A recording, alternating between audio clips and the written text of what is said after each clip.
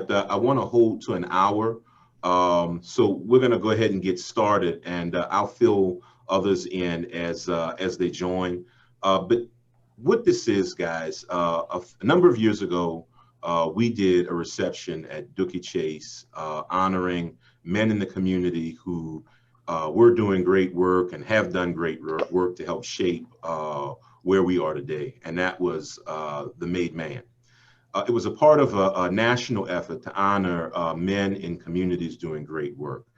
This is the next iteration of that, where we take our collective thoughts and work and share them so that we can create an agenda to work on within our various spheres, locally, regionally, and nationally. And the national founder and president of this initiative, Kai, is on the call with us. And I wanted to give her an opportunity to help provide a little perspective on how our work will be relevant, not only in our communities, because you gentlemen make sure that we push what needs to be done, but nationally, and how our work's going to fit in to a broader agenda. It's a pleasure. Thank you so much, Jonathan. Mentor, just incredible leaders around me. I'm Kai. I'm the one who's been texting y'all like crazy. Some of y'all know me, some familiar faces. Hi, Mr. Logan. How are you? Good to see everyone. So as Jonathan mentioned, the Made Man was started a number of years ago to uplift, empower, and engage accountable Black male leaders in community programming for underserved communities, and also to collaborate together as positive Black male leaders for your own upliftment and for the world to see the positive narrative of Black male leadership nationally and locally, which we have achieved in about 8 to 9 cities nationally it's a national initiative that we do every year in multiple cities. In New Orleans, we came there once. We were intending to come back again, but COVID happened. We also started the initiative internationally in a number of countries, in 8 countries in Africa. So our intention in 2020 was to come back to all the cities and pull all these Black male leaders together nationally, locally, and internationally to talk about the bigger picture. In the meantime, we're now in the middle of a global pandemic. So I was approached to start some sort of a call to action to activate all these amazing Black male leaders nationally and locally to do something about this pandemic. So this call to action is called a 100-day call to action. It addresses the racial, economic, social, and health pandemic for our Black community, specifically Black males. So we started this the latter part of October. We did a lot of great work around voting engagement. That was our first agenda. We weren't able to activate New Orleans on it due to timing, but we worked with Black male vote for Biden. We worked with a number of organizations, Urban League, a lot of organizations nationally to support their voting initiatives.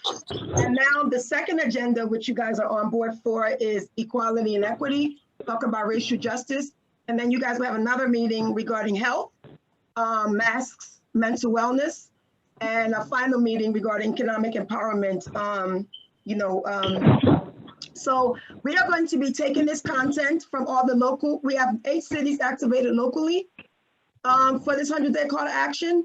And we have a national think tank as well, 8 local think tanks and an international think tank with a number of ambassadors and international leaders supporting the US because it got really crazy here, the racial tension and everything else we've been going through. So the purpose is to gather all thought leadership, advocacy of Black male leaders, and also everyone collaborating.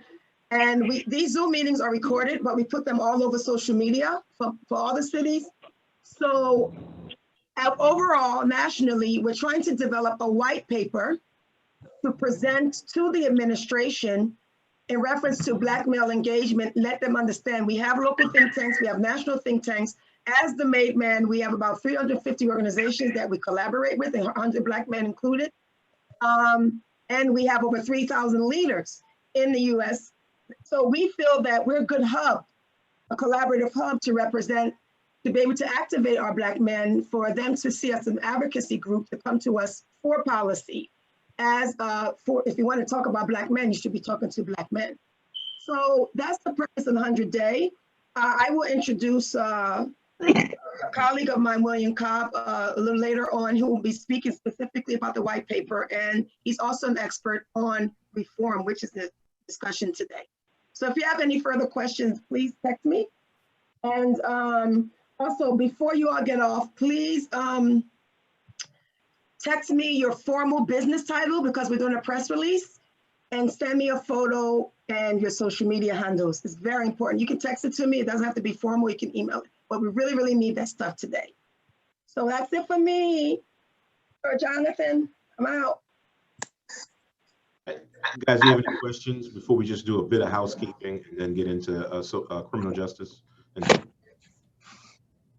So if not, did the dates sent in the email, December 1st, 7th, and 15th, do those generally work for everyone? The 1st at noon, the 7th at 1, and the 15th at 1? Okay, then I'll go ahead and confirm those dates and put them on his calendar invites and follow up with the Zoom information. So as part of this conversation, I was hoping we could talk about criminal justice and some social justice issues in our community.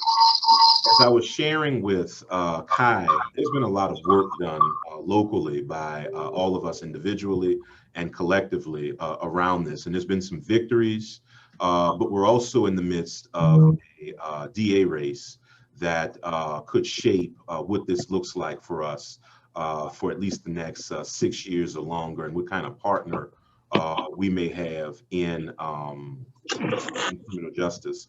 And so I was hoping that we could have a little dialogue on what our opinion is, where we are, and then more importantly, what it is that we need to accomplish. And I was also hoping that Kai and her colleague could provide us with a little context and perspective around what other cities are talking about and or working on that may contrast what we've done. Sure. Would you like us to do that after your discussion or before? I think after, and I was hoping to ask James, because James, I know you've been involved in this work in a variety of different roles and levels, to kind of start off by just giving us a baseline of where we are, and then we can talk through collectively what some of the where some of the opportunities exist. And Jeff, after James does that, if you can kind of frame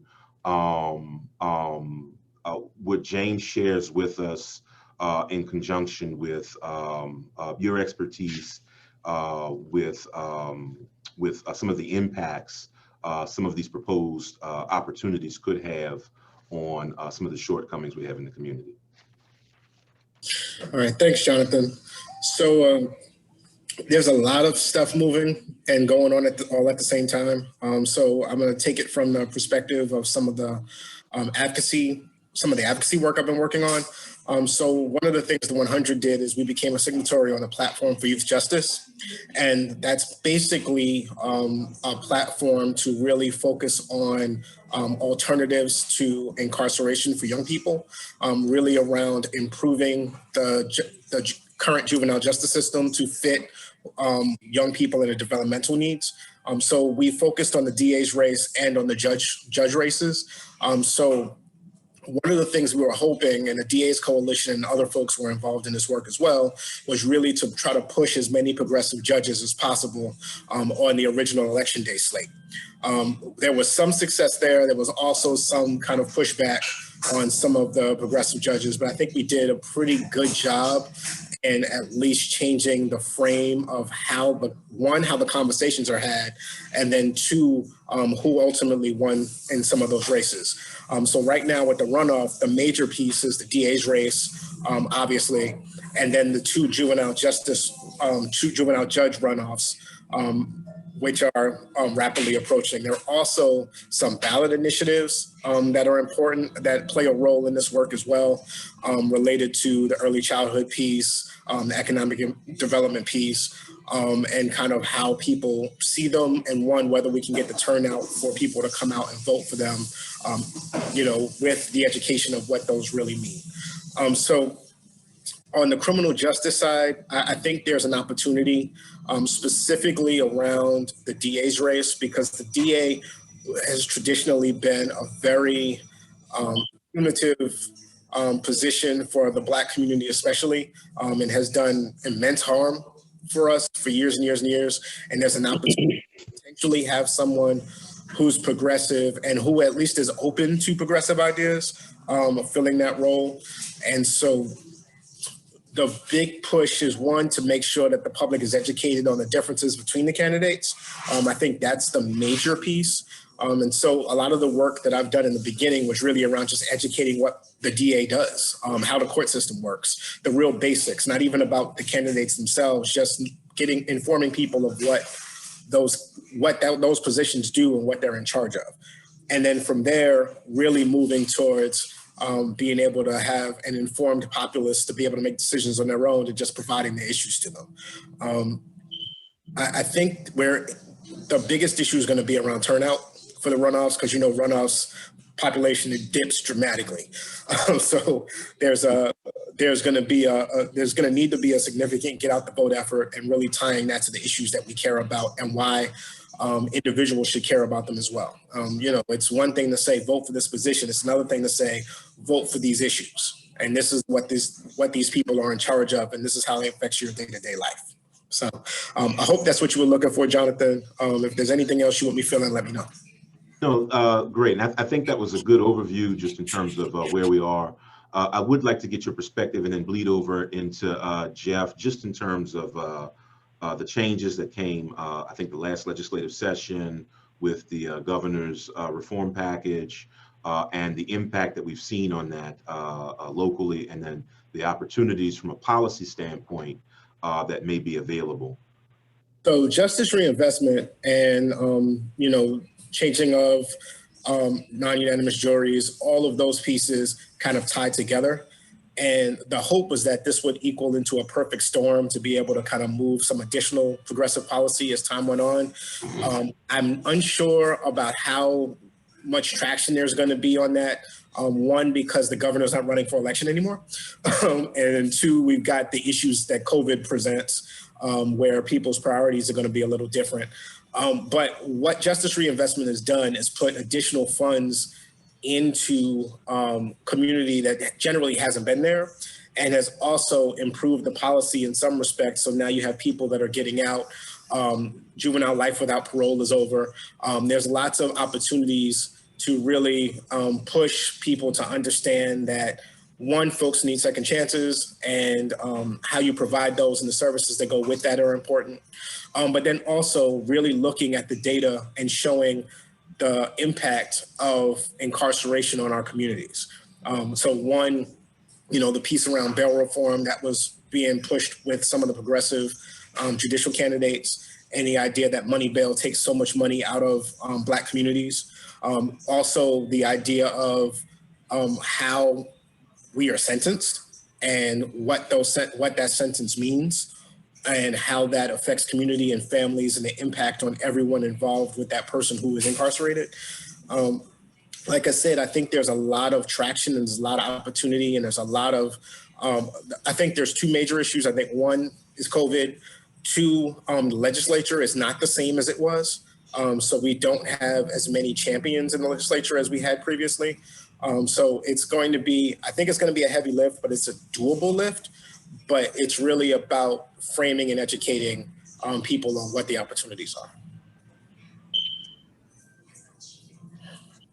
Jeff, I'm asking for your perspective because I served on New Pathways board. And for those of you that don't know, New Pathways was founded by Jay Altman with three primary focuses. One was on mental health for students. One was on criminal justice reform. and the other was on physical health. The nonprofit has been wound down, but there are connections not only between students and their IEPs and the criminal justice system, but there's also ramifications for families and the impact in the broader community. And I just wanted you to share with us your perspective on some of the policy opportunities and some of the pitfalls that you see out there. I mean, so when we talk about stuff that's coming, the upcoming, when James is talking about the runoff and the dip in voter turnout, which is I mean, something that I think that a lot of the candidates are preparing for at this point in time, because, you know, it was attached to a presidential election, so the turnout is higher when those happen, and then the runoff significantly lower. So I was looking at the numbers, and I'm thinking that they might get like a 20% that come back out for the runoff, in order to you know, be on to some of these policies. But when we talk about some of the millages that we have on place, specifically the millage for early education, and how that's tied into the criminal justice system, the old adage has been, you know, if a boy can't read if a black male can't read by the fourth grade, then there is a bed in prison for him. Like they're hedging their bets and building on the lack of education that black men may receive, right? So that's a direct correlation to putting beds in prisons, which we do know, like, I think it's pretty much at this point in time, it's a common knowledge and practice that we know that prison is a money-making system for a lot of entities. You know, I think that for every prisoner, you make more money off of a prisoner than you do a head in the school system, right? So, and when we think about like the policies and moving forward, like that's something that has to be addressed. Like prison is a very lucrative thing. And, you know, I don't know if you tried to take money away from people, but it's really, really hard. Like they don't like it. So, and then I think as for young people, when you mentioned the DA race and the education, James, people have to be educated on what the DA does, because the DA gets to pick and choose the cases that move on for trial. And I think that honestly, when you look at like the scope of America right now, I think that people realize how important the DA is because of the Breonna Taylor situation. You know, like his number, the Kentucky DA's number was plastered all over the world for people to call. So I think now people are realizing, hey, who we put in some of these positions matter. When we talk about like young people and how they're impacted, it's a direct impact for who is sitting in the position. Does that person have empathy? Is that person thinking of, you know, alternate ways of sentencing? So I've talked to a few of the candidates for judges during this election cycle, and a lot of them. So a lot of them have said that, you know, they thought of alternate ways of sentencing young people and creating programming from the bench and doing what they can from the bench. Now I know for me, before I actually talked to these people, I always thought that the law was the law, and that, you know, you can be your sentence like is black and white, like it either is or it isn't. But for a lot of the cases, there's a lot of gray area in some of these places where there can be programs created that, instead of punishing young men so early on, and we know in the DA's race that the DA from Louisiana was very creative of trying young boys as adults. I think that like if there was a possibility, it was a 99% conversion rate. So if there was a possibility that they could be tried as an adult, they were getting tried as an adult, which carried adult sentences, and they were going to real adult jail or real adult prison. So when we're thinking about those things, we have to have people that are progressive on the bench. And I think that that's a direct impact on the community. We have to look at how the criminal justice system for young people can be less punitive and more rehabilitatory and educational for them, right? Because I want them to come back out better than when they went in. And I think that when we're talking about like rehabilitation, like that's what happens. If I have, if you think about like physical therapy, if I had an injury and I need to go to rehabilitation, I will come back better than when I went in. And oftentimes we're pushing young people out and leaving them out there in order to, you know, reap the damages of whatever crime they have, when there is a potential or a hope that they can be rehabilitated. So when we look at policy, we know that some of the things, like some of the minor offenses, can particularly impact young men. So we think of like decriminalizing marijuana, right?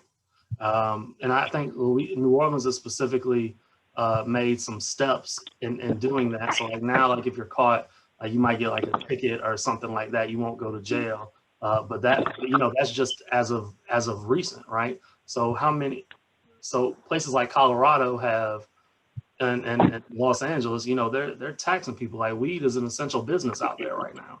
Like they didn't get shut down. But we have people that are sitting in jail because, you know, they had, you know, some recreational amount on them. And, you know, they've come out not a rehabilitated person, but a harder shell of what they were when they went in. And then we know that when we talk about like people entering back into society, it's difficult for those I guess ex-offenders to seamlessly re-enter back into society. So I think when you look at like starting, and all of this was almost like planned when you talk about like from 4th grade to what's happening now. It seems, I don't want to say intentional because I'm not that much, I don't want to be a skeptic. I try to, especially in these troubling times, lean to the point of optimism. However, it has been noticed and not necessarily addressed in a way where the problem has been fixed. So when you talk about the criminal justice and young Black men, like our relationship has gone hand in hand from the time we were old enough to receive the talk, right? And I'm sure that everybody had that experience, like when your mother or father sits you down, or your uncle or your aunt, and says, "Hey, look, you're a Black man in America, and I need you to act accordingly. So when you go out there, don't do this, don't do that, and I just want you to make it home." So we know that there are issues that derive from the criminal justice system because they impact us directly. And then when we talk like globally, or nationally, when we talk about like the earning potential, this has often become a world where, you know, a high school degree is not necessarily cutting it, and that a college education is almost like the gold standard to achieve any sort of middle class, unless you have a highly sought after trade, right? But there's quite often sometimes some post-secondary credential that you must obtain in order to make it in this world. So when you talk about like resources funneling into the Black community, you have so many young men that have gone to jail that can't obtain a job, and that aren't making enough to be able to sustain themselves or even get into the middle class, right? Because some people will say that the Black middle class has vanished, but I don't know. I think I'm kind of middle classy. So let me ask a question. Let me ask a question to everyone. Jeff and James shared a lot of things, and James posted something in the chat that I think would be good for all of us to review if you're not already familiar with the platform.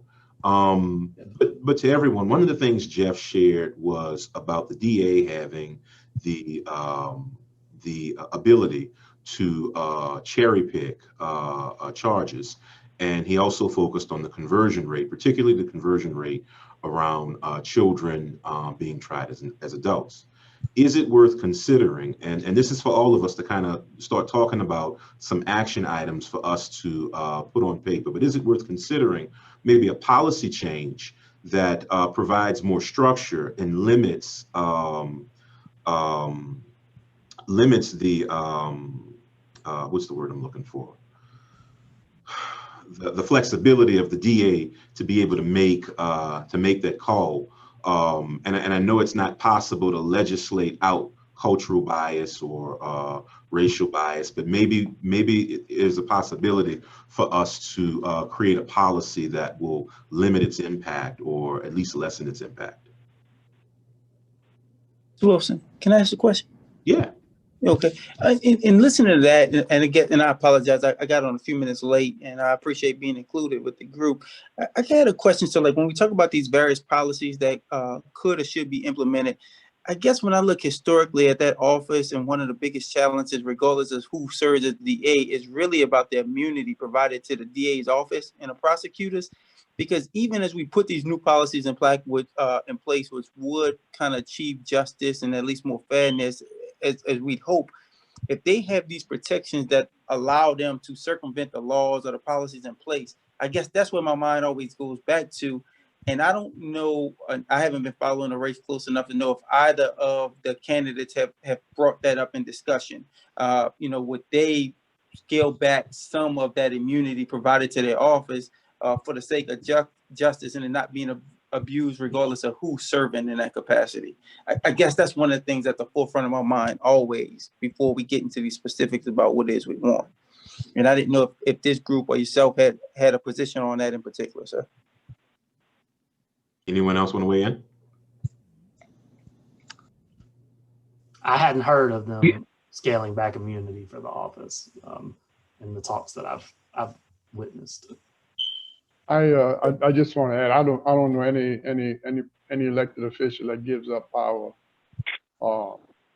And I think in a democracy, the whole point is to decide who has the power and have a means of holding them accountable.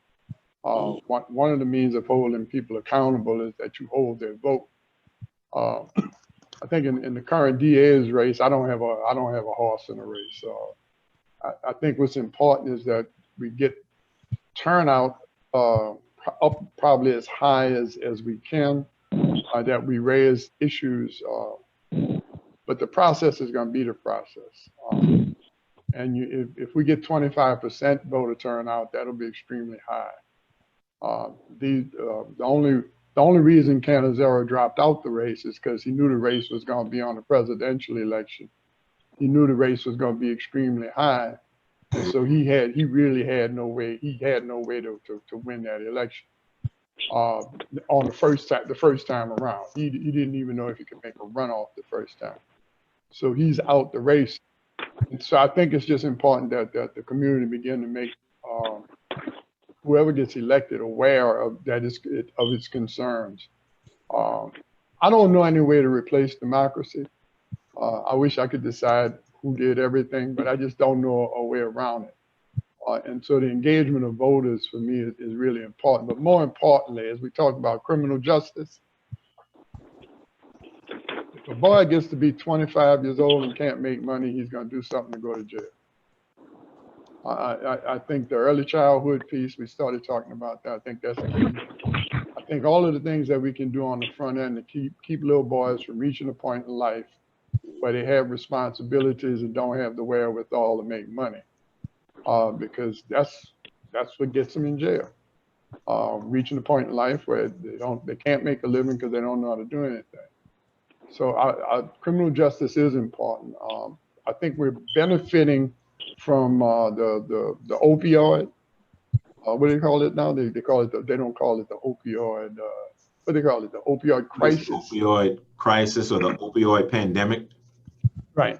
So we are benefiting from that because in order for them to back off of heroin and the pills, they have to drop back off of marijuana. So I think we're going to see some relief there, not so much of anything that we did, but because their children are now having problems with drugs, so drugs are going to have to be decriminalized, which I completely agree with. So, it's just chiming in, guys, and sharing the perspectives. That's all. Hey, Jonathan, I have a question to the group. particularly to the gentleman who was speaking about the DA's race a minute ago. Tom Watson here. It's a fundamental question, and that is there anything that has been placed in writing to the two candidates for DA, and you mentioned some judges that you all had dealt with in terms of a, quote, progressive agenda? And I know that word can be pretty broad. I would like maybe an example of maybe what do you mean by progressive? And I think you answered some of it in terms of the sentencing policies and on legislation regarding juveniles. But I'm concerned about is there like a covenant or something in writing we can hold them to in terms of accountability, such that when they're in office, we can have something to mitigate, to challenge them with. There is another group that asked me to get involved. You all may know of or may be involved with, led by Calvin Johnson, with regards to the DA's race, and I know they're trying their best to hold that person accountable. I'm just wondering about, in this group, is there some accountability for this progressive agenda in writing, I should say? So the link that I put in the chat, this is James Logan, the Platform for Youth Justice, platformforyouthjustice.org, actually has a site that has the full platform, which has been adopted by a variety of organizations. If your organizations aren't involved in it, we are more than happy to put you on as a signatory. In addition, before we did our candidate forums, we actually sent a questionnaire out to all the candidates to get their stance on the issues. So specifically around, one, reducing the amount of black youth that are in juvenile facilities, because 98% of the youth that get arrested in New Orleans are black. So we wanted them specifically to talk about how they're going to address that. Also around alternatives to incarceration, so restorative justice and other opportunities for young people to heal harm, but also not be punitive in the way that the current system is. And then lastly, really around developmentally appropriate kind of regulations related to young people. For instance, young people that do things at a certain age, their brains aren't fully developed. And so they don't have the same idea and understanding of consequences and of what their actions may cause as an adult. And so you should be moving forward with that in mind. And also looking at mitigating factors around family, things of that nature. So that's all there. And the responses from all the candidates are listed on the site as well. So I definitely encourage you to look at that. As to Mr. Dennis, I totally agree. Politicians are not in the habit of giving up power. So on the piece around discretion, the one good thing about discretion is that it goes both ways. And so part of me doesn't want to really go forward to trying to restrict how they can choose their cases. I think part of it, the biggest push for us is really to elect better DAs so that discretion can flow on the other side. And then they can change the nature of the DA's office from the inside, which has been done. I mean, Philadelphia is a good example. They have a progressive DA that's really trying to move the DA's office into a more rehabilitative space than a punishment space. Also, William Cobb put up ACLU as well. ACLU also did a questionnaire with all the major candidates, and that one's really good as well. Their DA questionnaire is extremely informative, really around, especially involving our runoff, based on what one of the candidates did not answer. There was a whole series of yes and no questions, and they basically had asterisks and explanations instead of yes or no's. So I would say the information is out there. It's really, up to individuals to decide where they would like to align and how they would like to press. With the platform, lastly, one of the things that we made all of the candidates pledge in the course of the forums is that they would be open and make themselves available for us once whoever wins, for us to have a conversation with them probably 100 days in of where they are in the platform and the specific issues that we've addressed. The whole around accountability.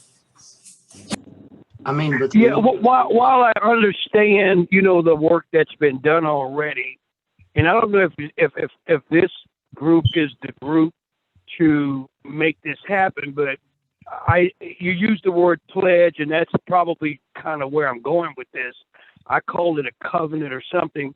I just think that there ought to be a more clearer ask based on what we think we ought to be asking, obviously, as a progressive group to whoever becomes the DA, so that if there's a conversation, do we craft the specifics of what we want?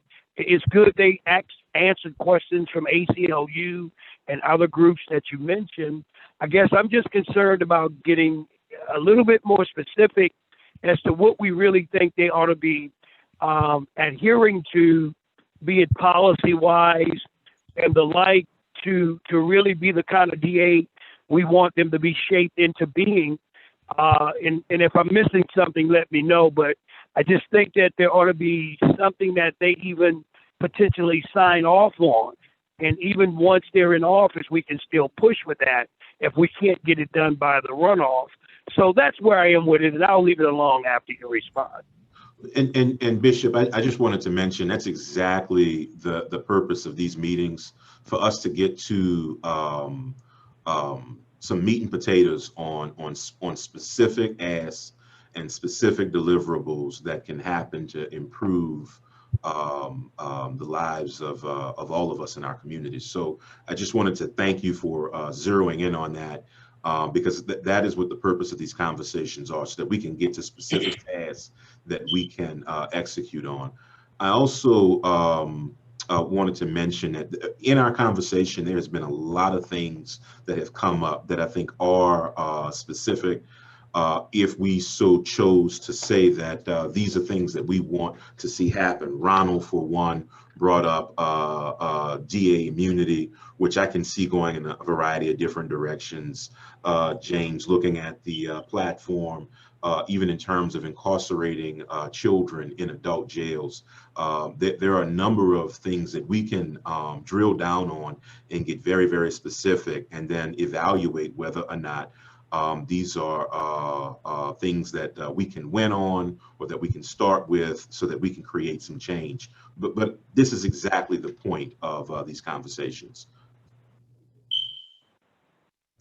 And James, I didn't know if you wanted to respond to anything Bishop Watson had mentioned.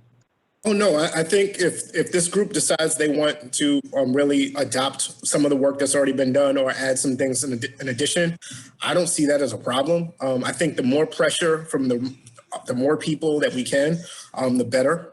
Because I think we're at a crossroads with a lot of these positions. We're not going to get this chance again.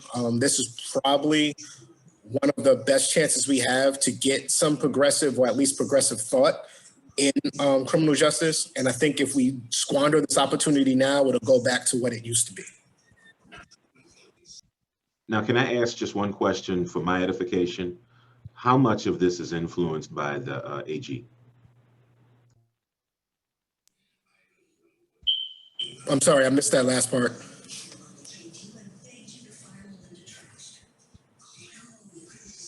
Can you hear me now? I'm sorry, I'm Zoom deficient.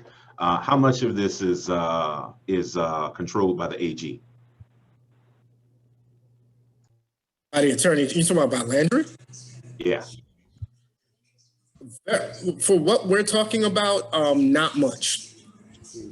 I think there's really, the one good thing about the way our system works is there's a lot of discretion locally, especially in New Orleans, because we don't play well with others.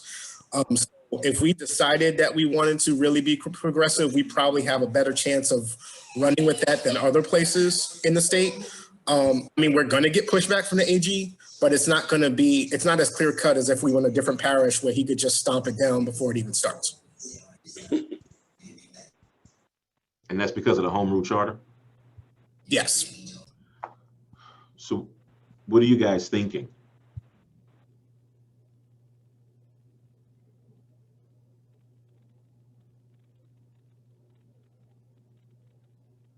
I mean, when you talk about discretion and that going both ways, I think, you know, one of the things that I could really wrap my arms around is, you know, the high amount of prosecution of minors being prosecuted as adults. Like, I think that if they could cut that, and then we could work on some of these diversion programs for youth, I think that would be phenomenal.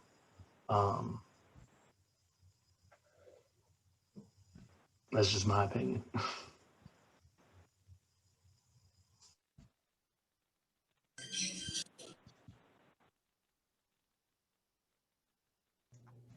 I appreciate that. I'm going to ask the one question, and I'll keep listening.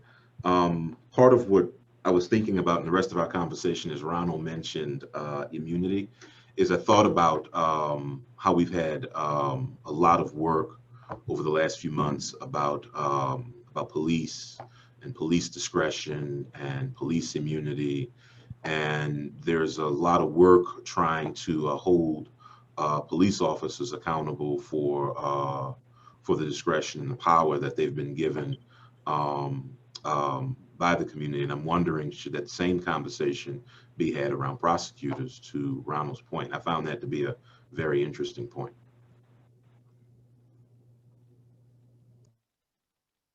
Jonathan, and I'll just add, you know, one other thing as I thought about it a little bit more, and in particular to you bringing up the issue of police, which we've dealt with at, you know, the national level as well as locally. I always have a challenge in getting to the place in which there's a group or entity that's responsible for enforcing rules, but then they're not held to those same standards. So if, you know, several of these DA candidates or whoever serving that office is supposed to provide oversight, then certainly they would have to have something comparable, you know, within their organization to hold them to a standard as well. And, you know, if the police can't have infinite immunity, then certainly I don't see why the prosecutors could, especially when it seems like in the past, there's been a history in that office of people really taking advantage of it to the point where it was detrimental to the very community in which they're supposed to be protecting. And I agree. I heard Reverend Watson's comment about nobody wants to relinquish power, but as you know better than I, as a banker, sometimes, you know, you protect people from themselves. And part of me believes that regardless who's chosen for this term or in the future, they may be a little naive if they're going to be extended some of the same courtesies and protections as their predecessors. And so by moving forward this time, not only is it good in terms of fairness and justice, we're also going to help them protect themselves and their team members from themselves. That's where my mind is going, sir. I mean, is it a far? Do you all think it's a far reach to think about a DA monitor or ombudsman for the DA's office, just like there's one for the city and the police department? Yeah, I think that's a great idea. I think that makes a lot of sense. And one of the things that I think it's something that also would cross some of the traditional party lines, because on both sides they feel like there have been overreach within that position, and the long history that New Orleans has with the DA overstepping, I think is actually something you can get some buy-in on. And if you set it up right, would have immediate impact, especially if we get the right person that actually wins the election. They'll be beholden to that group, and it'll really be one, protecting them and also making sure the community is protected as well. So I agree. I think that's a good idea. Okay, and Jeff mentioned diversion programs. Is the real issue with the diversion programs a funding stream, a reliable funding stream? So it's two things. So technically the DA has a diversion program right now. If you could tell me, if anybody on this call or anybody that's been working in the space can tell me specifically how that diversion program works, they would be the first. I don't even think the DA fully understands it. All I know is they said they had 908 people successfully completed. That's on their website. That's all I know. I don't know what they do either. Yeah, I got referrals from the program, and when I would ask the people that got referred to me, I'm like, they were like, I have no clue what I was supposed to do. I just showed up, and then they gave me this sheet of paper. So there's an opportunity there. Also, what's been gaining traction is restorative justice. And so that's in the platform. It's a big part of the platform, Youth Justice. And that's really around the funding aspect of it. And there have been conversations on the city side that the city may be willing to spend some money to fund some restorative justice programs specifically within the system. So it might ultimately be a line item. And I've been hearing that even with the COVID realities that still might make the cut. So I think there's an opportunity there for us to advocate and press for that, for those real diversion program, for alternatives to incarceration, and for restorative justice to be funded at the level to be able to be workable. Okay. And the last thing Jonathan, let me insert this. I like the idea of a monitoring effort with the DA's office, but I want to just throw it out there for something to think about in a broader view, particularly because the system involves primarily Black men, you know, and Black people. And that is, I just think there has to be those of us in the Black community who look at sort of a commission, if you will, that not only monitors the DA, but begins to look at systemic stuff at all levels, juvenile court level, of course, criminal court level, and begin to say, how do we really make sure the system is working?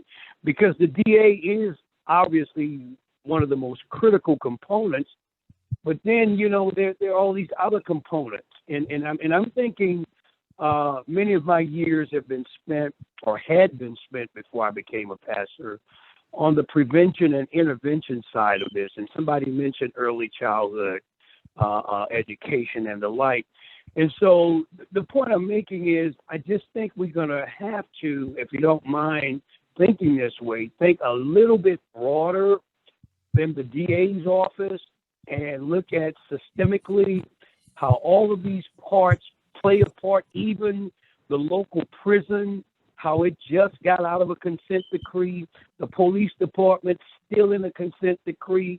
And so I just think there's a broader picture we might want to bite at. But I also believe in what you just said about maybe starting at the DA's level to give us some early victories, so to speak, where we say this is a space we'll get into, but we are looking at the bigger picture. I just thought I would add that to the conversation. For my clarity, Bishop, when you say commission, you mean a commission that's also controlling the funds? Oh, well, I wouldn't say controlling the funds. That wasn't my thought. I'm thinking more of monitoring. I'm dealing with accountability at the core of this, and confrontation where necessary, in terms of confronting that which is not working and needs to be improved, the policies, and on and on and on. You know, so no, it's not about controlling the money, but definitely monitoring budgets and the like within these entities, definitely, but not controlling it or anything. So almost like a Black Metropolitan Crime Coalition, basically a Black MCC. Right. You know what? That is exactly what I wanted to say, but thank you for saying it. Very seriously, I wanted to say that because on a serious note, I'm tired of Raphael Goyeneche getting on the news like he's some doggone expert with all this. Here's a white man, and I don't have nothing against him. I know him, casually, but to me, because this is such a serious Black problem, I want to see a Black face responding to Black issues because it's anecdotal for us, you know. And so if we had a Black Metropolitan Crime Commission or whatever commission we want to call it, we can speak more clearly to our people and clearly to the community than Raphael Goyeneche or anybody else. So that's exactly what I'm talking about. And Pastor Watson, this is Ron Carrere. To your point, as I listen to you speak, I'm thinking about even in terms of the name. I think they've been intentional about having this crime commission. I think what we really want is a justice commission, and all these different entities are a component of that. That's what our community has been lacking over the years. So I really like that concept. The only reason I was going in terms of accountability and then the immunity is that those were first steps. When I like the comment I think Jonathan made earlier, he referenced the police monitor, and one of the reasons I still think that might be an avenue for us to explore is because the city now has dedicated funding within their budget, which allows and funds that oversight. Certainly our community wants these things, but we need to have it. I think that it should be part of the city's funding as well. And maybe even something as just expanding the scope of that police monitor's office to now include the DA's office. I don't know as it relates to the law, what's allowable and what changes would have to be made to the charter to provide. But I think it's something that we certainly would want to explore. But again, I echo your sentiment, and I do think that we need something broader as well, sir. But being mindful, we need to start somewhere. No, I appreciate that. And with anyone have any final thoughts on this? And I'll recap what we've discussed very briefly, and then give Kai an opportunity to just share with us how our conversation could fit in with what other think tanks are thinking around the country. But does anyone have any final thoughts before I kind of try to share a recap to make sure that I've captured everything that we've discussed? If not, here's what I've recapped. So we're definitely having a discussion around policy. I'm going to start with the oversight and monitoring of the DA. And what Bishop Watson did was push us to think about a monitor for the whole criminal justice apparatus in Orleans Parish, like the police monitor, or like the Metropolitan Crime Commission, but to title it maybe a Justice Commission, so that it can be broader and have a Black face on it, which would provide oversight and accountability in areas that we've been historically marginalized with. We also talked about the diversion programming, and while funding for diversion programming is important, I think some of the information that's been shared also says that the way it's been administered has been a little uneven, and so without that consistency with the diversion program, it's really been hard to measure its success or its failure. We've had some dialogue around ancillary policies, but most of our conversation, to me, landed on these 2 points. Am I missing anything?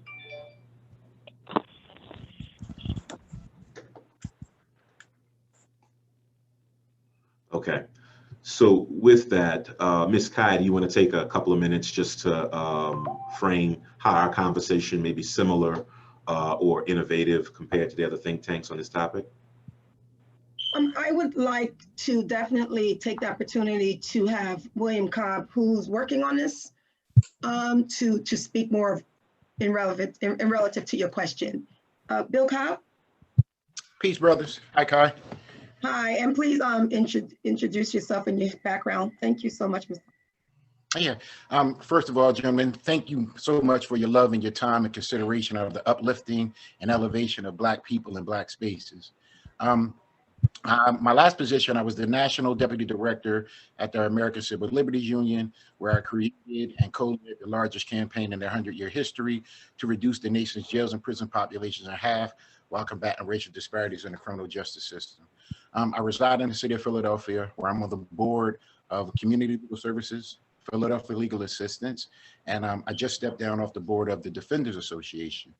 I spent 6.5 years in Pennsylvania prisons from 1993 to 2000. And since 2000, I've been home advocating for the closing of prisons throughout the country. A couple of gentlemen on the call, I was so delighted to hear so much of the dialogue coming from you. This has been an incredible call. It's good to know that all the money spent in Louisiana several years ago to make sure that you guys weren't the leading incarcerator of people in the world really seems like that seed of investment has taken off. I've heard people use language and jargon that were created in rooms and spaces that we worked in. And I had the pleasure of working with the Voice of the Experience, Norris Henderson's organization there, Sarita Martin's Restore Her organization, Fox Rich, and many of those individuals who've been on the ground on a day-to-day basis carrying the criminal justice work. So what I'll say is that everything that I heard you gentlemen say is all in alignment with much of the work that's happening in New Orleans and throughout the country. But even better than that, you all have a deep, nuanced understanding of how criminal justice is deeply impacting policy, a lot more nuanced than many other people throughout the country. But I think that's because mass incarceration and this impetus is deeply rooted and thriving in New Orleans. And so the fight has been so, you guys have been fighting for so long that you all don't know what kind of amazing leaders and fighters you all actually are. So the great thing about it is that the same energy is permeating throughout the country, and much of what you all indicated were same topics that the other think tanks have actually discussed. In fact, I told Kai that I spent the entire weekend watching every The Made Man video that was on YouTube, and so it's hours and hours and hours if you're interested in just finding out what other brothers have to say and hearing it directly from them. What I hope to be able to do is synthesize what's happening, identify the lowest common denominators, something that we can address urgently to get back to the Made Man collectively to consider for white paper presentation, execution of short-term tactics, possibly built in collaboration. And I'll end with this. Of all the observations of everything that I've taken back, we are not short on solutions. We are very well versed with the problems. But of all the things, when I sit back and I reflect on all the conversations and what we absolutely need to do, it sounds like the next version will be to create a political action committee, because voting will absolutely put people into power. But Black men, we have to actually consolidate our power, our financial power, and invest it in producing political outcomes. And our failure to do so, gentlemen, will mean that all the things that we can recommend doing, we can always change litigation, legislation, comms, and policy. But the truth of the matter is that we're at war for the hearts and minds of people. And so if good people don't lead, horrible people will. And if we don't use our money to put good people in powerful positions, then I think it's all moot after doing this for over 20 years and all across the globe. And thank you again, brothers. This was amazing, really encouraging. So guys, it's 2 o'clock, so it's the end of our time. What I'm committing to you all is to type this up and then have different conversations on what we might be able to do next within our community to execute on some of this, so that we can do a litmus test on what's realistic and what's not. I'll also provide you guys with calendar invites for the other 3 meetings, with the Zoom information and call topics. Before we wrap up briefly, it's dawned on me that we know each other, but I don't know if Kai and Bill know us.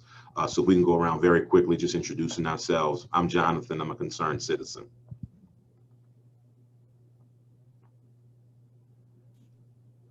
I'm Tom Watson. I serve as senior pastor of Watson Memorial Teaching Ministries in New Orleans, Louisiana, and I'm the founder of our non-for-profit that's about 28 years old, the Family Center of Hope. Thank you for having me on the call and a part of the dialogue. I'm Jeff Thomas. Oh, go ahead, Lloyd. My name is Lloyd Dennis. I'm just stepped down as CEO of Silverback Society, where boys in elementary school across the city, about 120 brothers. And I've just stepped up as the new chairman of the New Orleans, excuse my puppy, the New Orleans Tourism and Culture Fund, where we're going to manage hotel, motel monies and feed them into the culture that feeds the city. So that's where I am. My name is Jeff Thomas. partner WVOK radio, publisher and editor of Think 504, which is the largest Black-owned website in the Gulf South, trying to do things to uplift the African-American community every day through media. I'm Jeff Benjamin. I currently serve as the director of the Academic Center for Excellence at Dillard University. I'm James Logan. I'm a program officer with the Greater New Orleans Foundation and also the president of 100 Black Men of Metro New Orleans. Patrick Anderson, 100 Black Men of Metro New Orleans, board member and education chairman.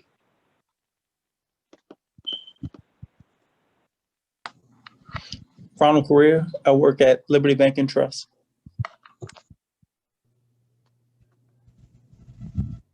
James Fulton. I serve on the board of 100 Black Men of Metro New Orleans. I also have been working in the charter charter school movement for the past 15 years. I'm also a small business owner here in the city. Dr. Eric Griggs, Health and Wellness Chair of the 100 Black Men, Greater New Orleans, Community Medicine Director at Access Health Louisiana, and a Health and Wellness Ambassador to the state of Louisiana and city of New Orleans. Is it okay, Jonathan, that I say one quick thing? Sure. Can everyone please, if you ever receive a text from me, you can use that to correspond and send me your full formal business titles. And please, you can either email me your photo and social media handles, or you can text them to me. Whatever's the fastest and most convenient for you, but we really need those desperately. And Mr. Jeff, is it okay that I send you the press release that we're doing for New Orleans? Absolutely, be happy to send it out. Excellent. And everyone, we're here to hear opinions. Text me. This is very informal because we're learning. It's a work in progress. I'm so thankful for such positive Black male leadership and transformational ways. I really, really thank you all for your time. Thank you. Thanks, gentlemen. Y'all take care. All right, guys. Thank you. Happy Thanksgiving to everyone. Happy Thanksgiving. Take care, Thanks, gentlemen. Same to you, Mentor Bishop. Jonathan. See y'all later. Right on.